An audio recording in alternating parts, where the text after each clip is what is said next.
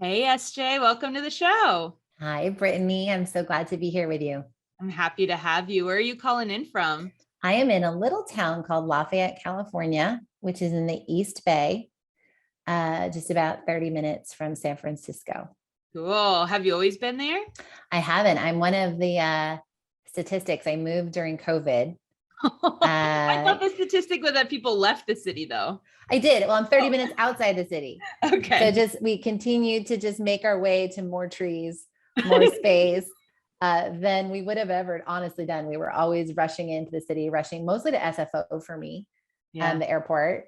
And at the peak of who knows what the peak of the pandemic was, we picked our heads up and thought, I don't think I have to go to the airport ever again 3 times a week. Yeah. I don't think I probably have to be in the city every day or every night. Yeah. And so we dared to move, and now we're surrounded by vultures, trees, and space, and we love it.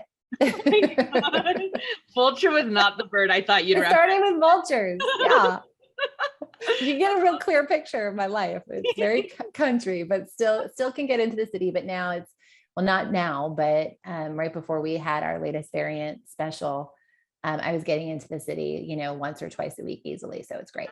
Cool. Yeah, I did a similar move from downtown Houston to Raleigh. So kept kind of the healthcare city feel, but I'd like to say in Raleigh, there it feels like a small town, but everyone's vaccinated because it's mostly healthcare providers here. Science reigns supreme. I love it.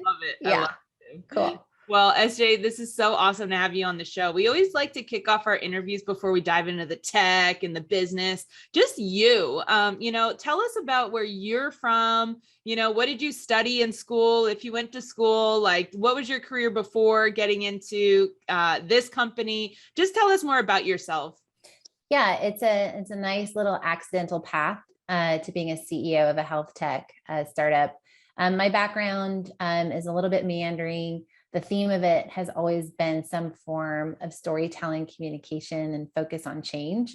I guess is probably the only pattern I can find in everything I've done. I grew up in a little town in Massachusetts, made my way to the big city of New York City, and enjoyed my undergrad at NYU, and actually was getting really passionate about social change and policy when I was there. Which is a long time ago. And then interestingly, made my way out to California. And my first gig was actually in politics, doing healthcare and education district measures to raise funds for California schools, California healthcare districts.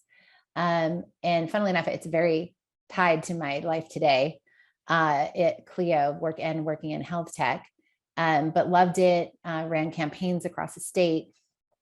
And even though I was quite young, I got very tired. I will say politics and campaigns, in my opinion, is obviously, we call it rough and tumble for a reason. It is a good training ground for startups. Startups are actually easier than campaigns. There's very few things that are easier than startups, harder than startups. And I would say politics is one. And then funnily enough, I was in California. The health tech hadn't yet had a boom, but technology, of course, did. So I was living in San Francisco, wanted a break from the campaign trail, decided to jump into this whole thing that was surrounding me. It was absolutely the boom at the time of tech, and started enterprise tech and doing communications and marketing. And did that for about 15, 16 years, and worked with a variety of startups, everything from music tech companies to early social media companies to huge enterprise companies who made semiconductors and beyond, and loved tech. Found I loved startups, particularly worked for a venture firm called Redpoint for a while. And then health tech came about, and it was my first kind of inkling of connecting the social impact and the love of transformation and change with all of the opportunities that I had seen in marketing and startups. And so I banged the door down of an awesome company called Collective Health. And that's where I made my way in about 7.5 years ago into health tech. And it was very new at the time. There was early funding, early companies coming together, only a couple public market exits. and loved it. Every minute of it. Was the chief marketing officer at Collective Health, was there for just shy of 5 years, and then got tapped for the opportunity at Cleo. And this is me as a CEO now. So it's my first time, but being CEO. Yeah. How have you seen the health tech industry change over the past few years? We talk all the time about women's health having been not addressed whatsoever and it being a little bit new now, but I'm just interested in hearing your perspective, having been in the trenches.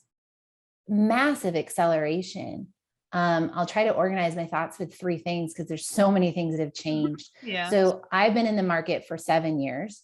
At the time, there were only a few VCs writing big checks for the space. So I would say the number one change is one that surrounds us. Yeah. We are flooded with capital into the market, namely in what I would call the commercial or employer or B2B health tech market. Collective Health was one of the earlier players in that market, but at the time there were really only a few VCs looking at it. In fact, when we would talk about it in the market, there was a lack of excitement about what those businesses could look like, what their paths look like. I would say that is probably the most dramatic shift. Is now we're surrounded by companies getting everything from early stage funding to late stage funding. I have a lot of things to say about that, but I would say that's number one. Is the market woke up. Number 2 is the reason the market woke up, and another part of the change is employers showed up. Yeah. So the premise was, right, in the early stage when I was at Collective is, hey, who is the most incented to drive long-term transformational change? You always have to look at where the money is and who's incented to actually drive change, right? And employers were that focus. And we knew that at Collective. Early companies like Castlight knew that. But very few people, though a lot of the early health tech was still focused on consumer. Yeah. And so I would say that number 2 change is the awakening of the employer market. There are now massive amounts of new companies, 3 years old, 5 years old, Cleo's turning 6 this month, who have matured in this space because employers aren't just talking about making change, they're investing in it. And that's a huge shift, and one that I think is absolutely here to stay. And then the third is, I think, an understanding of measurement and metrics and impact. I would say we're still in the early stages of that. I will say we're like, oh, wait, not everyone has the same health as a Caucasian white man who's above average salary. Oh, yeah. Personalization, understanding of social determinants of health, impact, but even just at a basic level, like what does good look like? What are we driving towards? What are the metrics as an industry that we can share? Is it engagement? Is it a long-term health outcome? Can we actually ever get to value-based care, right? And I would say that's probably in the early stages of development, but it has matured a lot. I think we're getting better and better at actually measuring and seeing where the money goes and what the outcomes look like. And thankfully, hopefully, especially for the most highly impacted and underserved communities, I think we're finally starting to talk about that. So those are 3 changes. I love that. I love the number 2, the employers waking up, and we're going to dive into that. And I have some specific questions around the Great Resignation that's happening right now and how, we're going to deal with all this in the context of women's health. But what I find is that some of the most successful FemTech companies have a B2B model where they're going to the employer to cover it. And, when I first came across it 2 years ago, I thought, oh, how creative. This is so great. And now I'm like, if you don't have an employer model, I'm not sure if you're like what you're doing, so I'm so excited for us to dive into that. Let's reveal, like, people are like, what does this lady do? What is Cleo? What does this lady do? Yeah. What is Cleo? And you're the CEO of it. So when did it give us a little bit of history as well? Absolutely. Like, when did it start? Yeah. So I'm the very proud CEO of Cleo, which is a family benefit support system that supports families from the very beginning of planning for a family all the way through. We're actually launching teens in a month, all the way through the teenage years. So really holistic, complete platform to support what we think of as the parenting demands, the health demands, and then how I think of it is the resource needs, right? Everything from how do I get the right childcare to how do I use my health benefits to how do I use leave for across that family benefits ecosystem.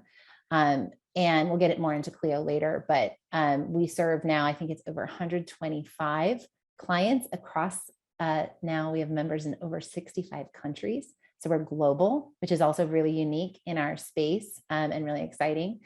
And how the company got started was really simply 6 years ago. So I'm the operating CEO. I joined two years ago, December. But the company was started by two remarkable co-founders who saw this huge opportunity in the employer space. So we always were an employer, which I think also speaks to our success to date, right? We went straight into where the employer market was. You didn't have to pivot after 2 years of floundering. Yeah, that's correct. I think that's a huge piece of Cleo's strength and how we've gotten where we are today. What the founders saw at the time was two things. They saw what was failing in what we think of as organizational health. So to your point, Great Resignation is what we're talking about today. 6 years ago, Jamie Dimon and Warren Buffett hadn't yet said women should be in boardrooms. What we've already started to name, if you think about it, it's not even a decade that we've started to say we should have women in the C-suite. Okay. Which I know. I'm like so mad stomping my feet about the lack of progress. And I'm like, oh yeah, wait, people's eyes just started to open. Hey, we're talking about it, but we're starting to do things about it. But so as this time, right, that we were founded in San Francisco, so very much in this tech community, which at the time was really known for the bro culture and bro club. Yeah. I think we led the nation with the term bro at the top of very successful companies. And so they were seeing this opportunity for organizational health change. And what I mean by that is seeing actually the trends we're talking about today, but very early on, how do we see women rise up the ranks? Why aren't they? How do you get more inclusion and diversity at the top of your companies? How do you get people, including moms, to have a healthy pregnancy and actually come back to work? So we were working on those fundamentals. So that's how we thought about organizational health. And then the second piece we were talking about was population health. And I think Cleo is unique in the benefit space because we look at both. And so at the time, our co-founder and chief medical officer, Chitra Akhilaswaran, she really saw this huge opportunity to match both with allied health professionals and say, how do we actually give people guidance and support, not transactionally, not, hey, you have a quick doctor's conversation or you go to a sleep consultant for that wild time that you can't get the baby to sleep, which by the way, always happens right before you have to come back to work. It's at the 3 and 4 month mark. How do you help the parent with a kid who might have mental health issues? How do you actually support them? And she came up with this model of how do you use allied health professionals, doulas, midwives, early childhood therapists, educators, right? Who actually attach to a member. So actually putting that somebody who can answer your questions, but also get to know you and your family one-on-one, not for the one question, but actually to guide you. So we call them Cleo guides. And so they saw that really early and employers absolutely showed up. So in the early days, it spread like wildfire in what I would call the tech set. And it's very cool. We have a 95% client retention rate. They're all still with us, which is so cool. And many other companies have grown dramatically, which is also very cool. And so they started to adopt us, and it was we heard it then, and we still hear it now, is the most popular benefit that they had ever put in, because most benefits leaders don't hear, thank you, you changed my life, right? But these are the things that actually transform someone's career, someone's ability to get through that week, that ability to get to that finish line. And so that's how it all started. Love it. And you, I can't help but ask now, what were the sex or gender of the founders originally? 2 women. Yes. And I love that they got a female. Of course. Too. Because yes, too of often course. we see in FemTech, it's 80% of our women's health founders are women. They're usually solving their own problems. But unfortunately, something we are researching is that once they're funded past Series A, it's usually male CEOs get put in. And so if you look at the gender of founded FemTech companies versus the gender of the CEO at time of exit, it's absolutely inversed in terms of female starting it, men taking it to exit. And it's like, we got to fix that. So very cool. I love when the board recruited me in to take over for the founding CEO. I know for a fact they had a short list of things that must be present in that CEO. number one was women. So, and by the way, there were only like 30 or 40 of us in the Bay Area. They wanted us, this was back in the time where we would all go to work and not be on Zoom, right? So it was very locale based because we were headquartered in San Francisco. So they wanted a woman. They wanted someone with commercial background in health tech who had served at an executive high growth startup, and preferably a mom, so that you can identify just the day-to-day struggle. My joke is there's probably 20 of us at the time that had done all that. So thankfully now there's many more. That's one change in the last 7 years. We've built a really amazing network of incredible female leaders, and an awesome community. So cool. And so employers actually pay for your service, and it's provided for free to the employee. Exactly. It's a fully covered benefit, right? So you can think of us as being added alongside a mental health benefit or a childcare benefit. So Cleo's offered to all employees. And then what's really cool is we're offered to the partner as well. Yeah, I want to dive into that because I was on your website, saw a lot of doula stuff. So it seemed very like mom oriented, but then I saw dads in there too, and men. And, we end every episode. Dads need doulas too. Oh, yes. Doulas. Women tell everyone else. So tell me more about this. Yeah. So, right. So I told you kind of the background and the founding story of how do you start to transform, right, those two big issues, both organizationally and population health, right? I mean, I think we don't need to get into it. I think your listeners well know that the maternal health outcomes in our country are a ridiculous, embarrassing, and horrifying tragedy. And then if you put on the lens of Black maternal health, I would say it's criminal, right? And so we saw these huge opportunities there, and we saw the huge opportunities in the organizational piece. But one of the things that Dr. Kilis Warren, our co-founder, saw from the very beginning is it's not just serving the woman, it's serving the team around her. So while we show up with our village of guides who are doulas, midwives, early childhood therapists, social workers, we also want to make sure we're including the team around the birth parent per se. We also want to make sure we're including families, and families aren't defined, as you know, by being a woman. You can be an LGBTQ member of our audience. You can be a single dad, right? You can be a non-birth parent who is the primary caregiver. And so actually one of the other things we're lucky about is Chithra was very prescient in designing it to have partners. And actually, even just in our language of how we welcome you and how you add a partner, it's all non-gendered. Awesome. So I think that's very important. And what's really cool too, is I think dads have changed a lot. I don't have a lot of social science behind this. I have learned and data from Cleo. But the dads on our platform are highly active. I think it's a generational shift. I think it's also an economic demand of how our dual income families work. And the fact also we see a lot of single parent households now.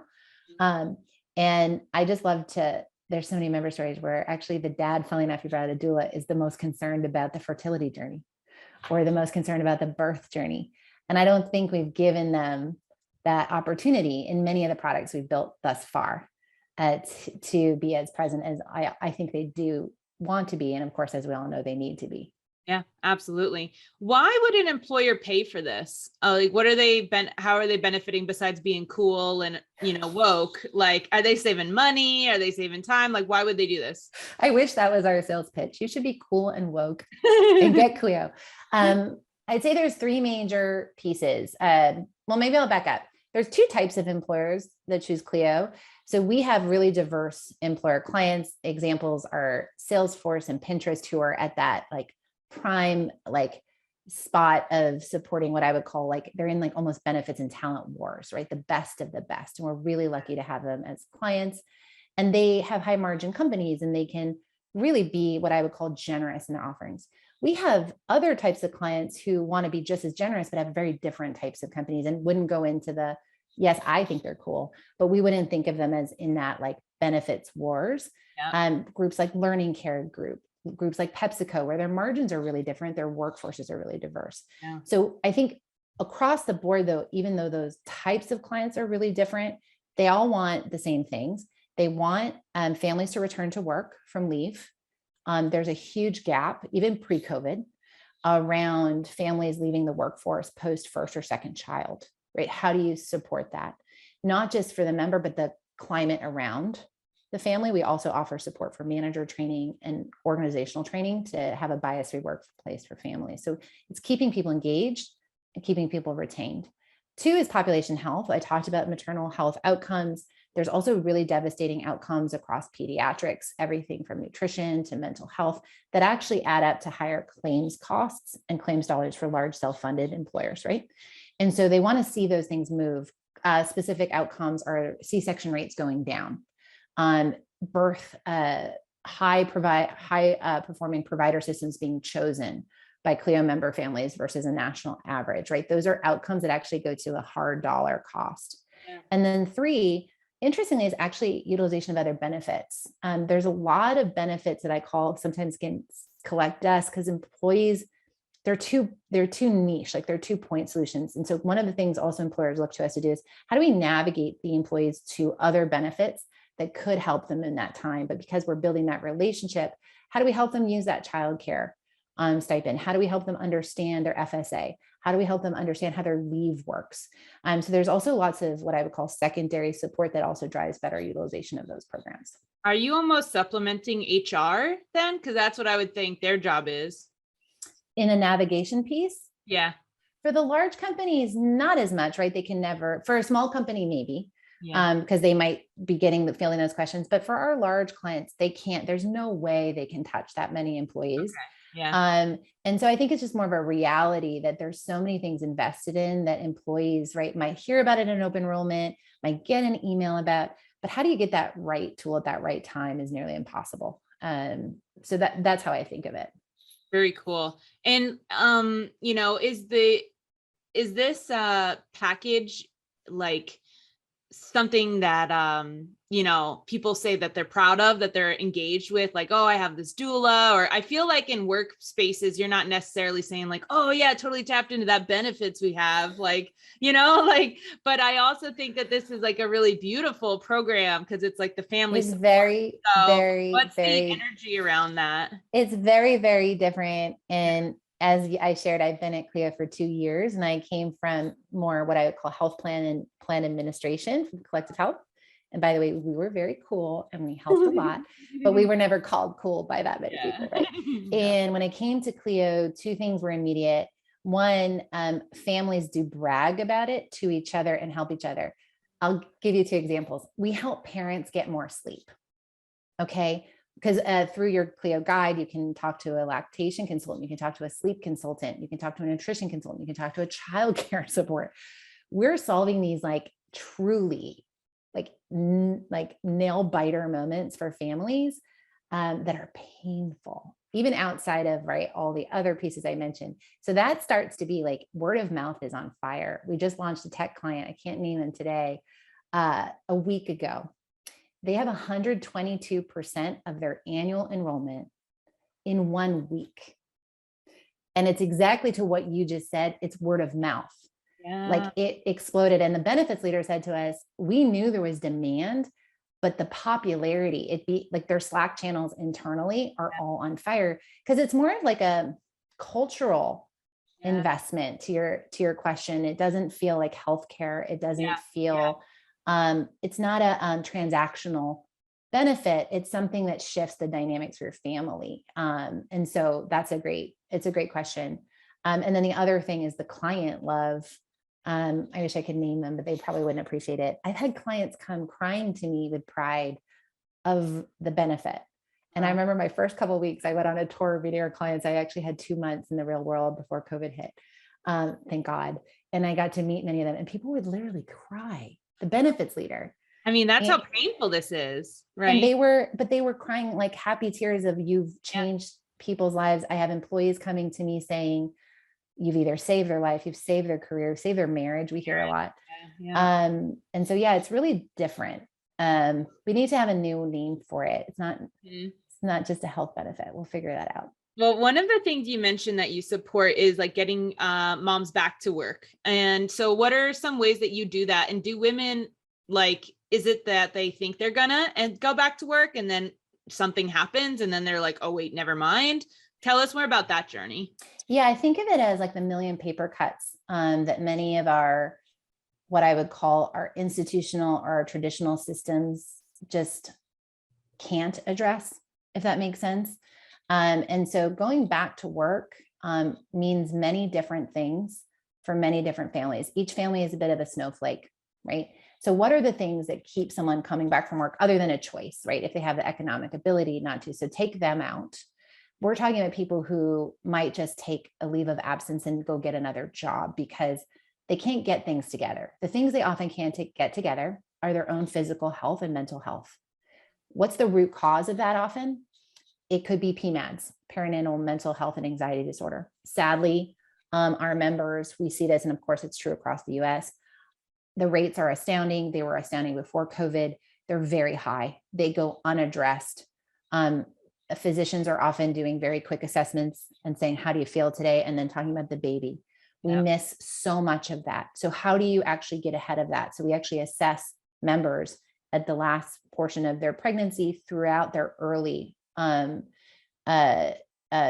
period with as a new parent.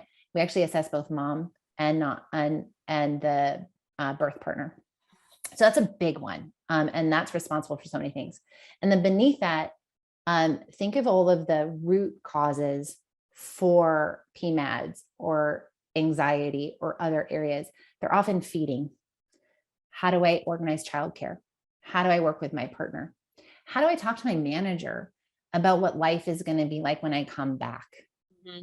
Right. And so those are all the things Cleo's uniquely adept at, because your guide is first name basis with you, is working with you, and we call it the Cleo gift. We always, when we're talking to a member, give them one more tip that they aren't even asking for. So how do you start to get ahead and help them plan and truly make it like a manageable plan? We have a little thing called our Family Wins channel internally at Cleo, our Slack channel, and it has member stories around the globe every day. There's 4 to 5 at least. And there was just one from Israel this morning I read about exactly that, which was they just didn't have faith that they could do it. It was a million paper cuts. It wasn't one thing. Yeah. And so that's actually how we make that difference. Amazing. Oh, so amazing.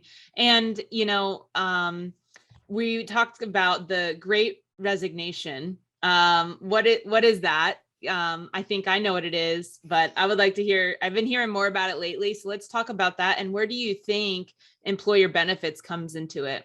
Somebody sent me an email today that there's a great awakening. I don't know if we're there yet, but I think we're getting into it.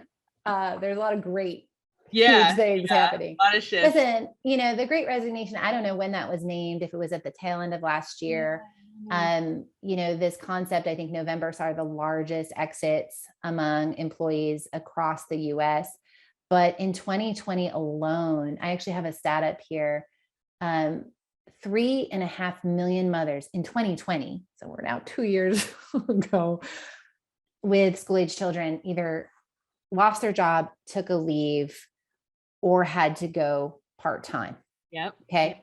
And so that was, I guess, the beginning point. So I don't know why we waited so long to name it. But this concept of people need a break. People are drained. The weight of these times, the mental health issues, the fatigue, the anxiety is so high. And then I think, of course, we know that it's the nucleus of that, the worst, impacted are folks who are caring for others. So caregivers of all kinds, not just mothers, which I think is an important part of how we start to talk about this audience. Oftentimes it is women. 2/3 of the time it is the woman who's the primary caregiver.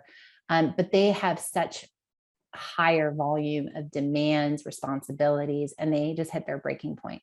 So I think they're the most important part of the Great Resignation. And also, by the way, it's kind of true of all products for consumers. If you solve for the highest need person, you'll solve for everyone. So I also think the opportunity in this Great Resignation is to focus in on who's hurt the most, who's the most injured on the field, and how do we put them back together. Yeah. So that's how I think about it.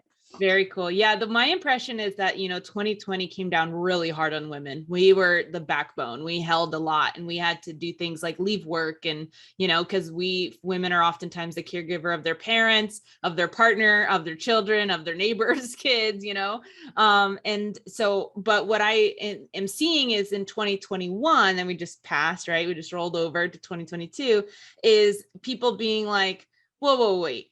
all right, I can actually do it on my own, or I started the small business. It's actually going pretty good. Or they're currently working for a company and they're realizing most people are allowed to work from home.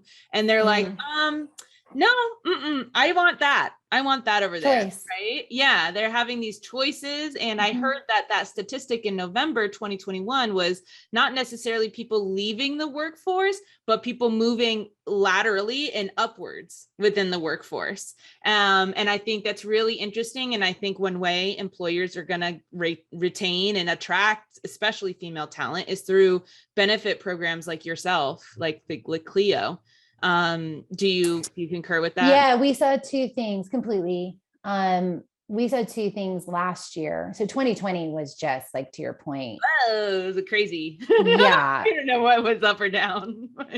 Yeah. I honestly, I like literally start to like, my stomach hurts. when I talk about I always have the phrase, that was a rough year. Just yeah. Across my mind. I had just taken the seat at Cleo, so it was just wild in all ways. But 2020, we saw what I would call emergency care, like crisis management, right? Yeah. And what was really bad for everybody was really good for Cleo in the sense of exactly what you're talking about. Employers realized, wait, all of these benefit offerings from 1980s, 1990s, they're these like point solutions for like what I call transactional problems. There's nothing that's actually, they're not working. So we have a childcare benefit. We have a backup childcare benefit. We have an EAP that's supposed to help families with their mental health. We have all this stuff. Why is nobody using it? So we saw in 2020 a huge upswing. We signed our largest ever client. We also launched kids at a much larger scale. So we started to support parents of older kids, which was a huge awakening, I think. Older to you? So we went from serving early childhood 1 to 5, and 2020 we went 5 to 12. This year we're going 12 to 18. And so that's the other piece we saw as employers were like, wait, it's not just new moms. It's not just pregnancy. It's parenting, it's family, and it's also dads. It's any family definition. And then to your point, this last phase last year, we saw two things. We saw very diverse employers signing up. To your point, they were seeing, wait, this is bigger. We also saw all of our new clients except one bought kids. So they also recognized this is not niche. This is going to, and by the way, they signed 2 to 3 year contracts. So they're investing in, we know that we have to show up for families in a new way. So you're absolutely right. The other thing we saw was really unique is rapid launches. Employers weren't just saying, let's launch this in the new plan year. Some did, like a traditional benefit. Many of them were actually launching us saying, we need this in 45 days or 30 days. So there was this like real, and that was still in what I would call the October through December of last year. So I think you're absolutely right. And then I think everyone else is waking up. To me, it's kind of like mental health 7 to 10 years ago, where it was still very stigmatized in the employer community. We weren't talking about it. We didn't have all these solutions. Now it's ubiquitous. Family health and family support is going to be in the next 2 to 3 years, right? I think we're starting to see that trend line grow. Yeah, that's my ambition is over the next decade, we are, talking about menopause. We're no longer hiding our tampons in our sleeve. It's, these are conversations that if you're uncomfortable, you're the weird one, because this is life, and there's enough of us at the table that are talking about it that you got to get with it. Absolutely. Absolutely. Of course. I don't have many guests on our show that would have any data around this. I just want to ask you real quick before we hit our last 2 questions here. And that is around the health of children. I am an adult woman, and the pandemic was really hard on my mental health. It was really hard. Like, it was a dark year being alone, being just like limited and how much social interaction I could have. And I just thought to myself, oh my gosh, if I was a kid that had to stay in my home, and try to do learning, I can't even fathom. So do you have any just quick facts for us about children's health? We do. Yeah. A couple things. One that's Cleo specific is half of our members cite that they're nervous about their children's mental health. Wow. And then 25% of them believe they have an acute issue with their children's mental, or what I would call special needs assistance, right? So it's what I would call prevalent, urgent, and acute. Wow. It's critical. And that's why we've been very deliberate at how we've built our teams platform, and we're launching that this year. We didn't do that fast because the needs are very acute and very serious. And so we've been very focused on building that right. So that's one of the pieces we see. And then related to that, the parents' mental health and anxiety is particularly hit. They don't often even know it. So we're seeing a lot of families show up with, like I said, that one question, but beneath that question, like a member recently came in with a potty training question. Okay. And by the way, we can help you with that. And it's great. It's an awesome result. But the dad was so high energy. He ended up having 6 or 7 sessions over a month and a half because his own mental health was suffering so bad. So that's one piece.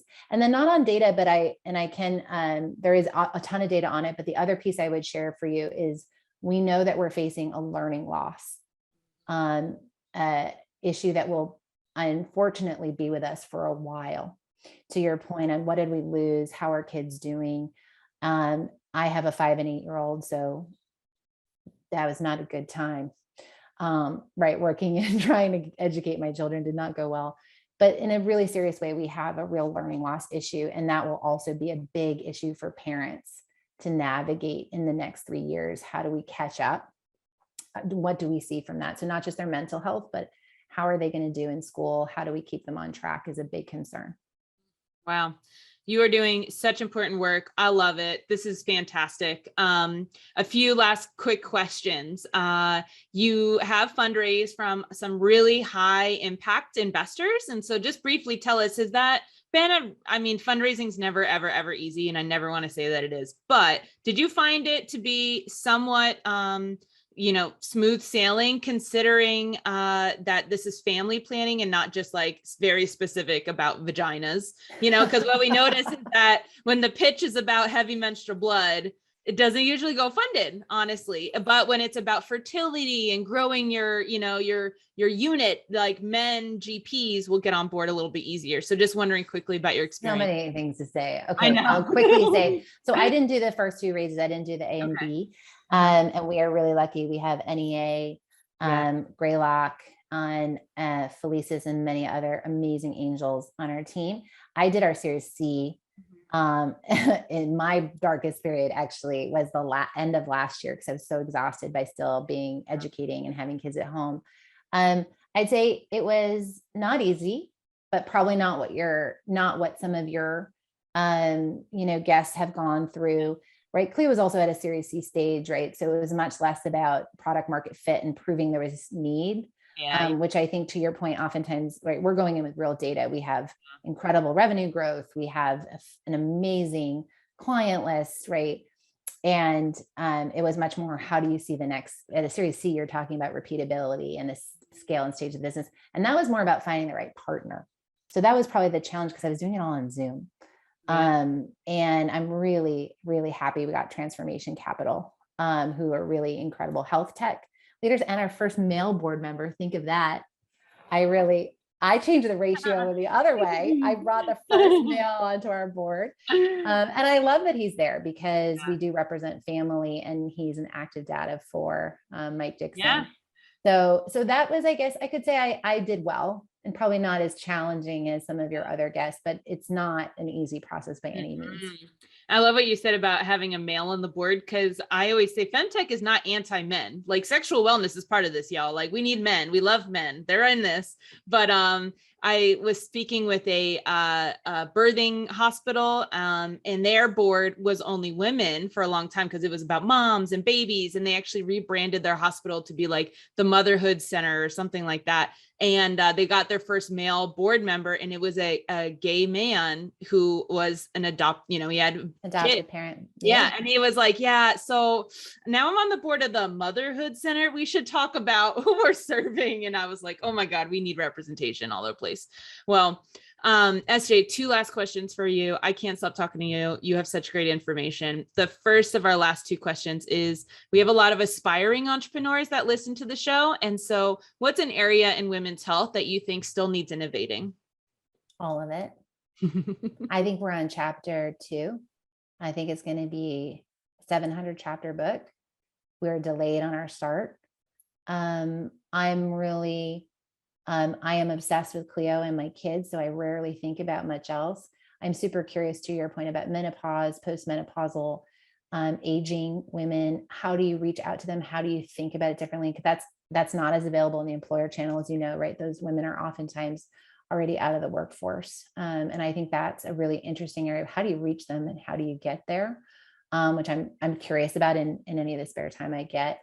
But I'd say all of us are like, we're all going to have to reinvent and move with every next phase of what this market looks like, what the payers look like. We're, like I said earlier, we also don't know what the results are. I think we're all building really exciting, promising products. We don't yet have a shared metric system or what good looks like. And so I think there's a ton of work that needs to go into how do we actually integrate with the existing big players, health plans, payers, hospital systems, so that we can really start to take what I would say this early phase of promise that companies like Cleo are seeing, but actually start to get it into mass scale and integrate it into traditional systems, because that's where real transformation will become. So anyone who also can bring in that data side, the underbelly of this world is very complex. So I get also really excited about data-driven companies in this space. Well, FemTech Focus, we love data. We are very data-driven. We have the largest database of FemTech startups, of FemTech exits. Awesome. And it literally started with me copying and pasting it into an Excel sheet because PitchBook and Crunchbase didn't have a label for women's health. And I was like, well, hell, somebody's going to need this list eventually. And now here it is. I love it. And then think about then how do we start to get that data between companies like Cleo, health systems, payers, employers, and track things that aren't tracked today, right? The connectedness from healthy birth, social determinants of health, to economic security, promotion, right? How do you look at this holistically to what we all want, which is more inclusion, diversity, and representation and economic security? And so I think there's a huge opportunity for the data side of it and really proving out that, which Cleo is doing our part, but I think there's a lot more to be done. Yeah. And there's so much data out there. You need to know you're asking the right questions. Like the clinical trials for the vaccine didn't include the freaking question, has your menstrual cycle been affected by the vaccine?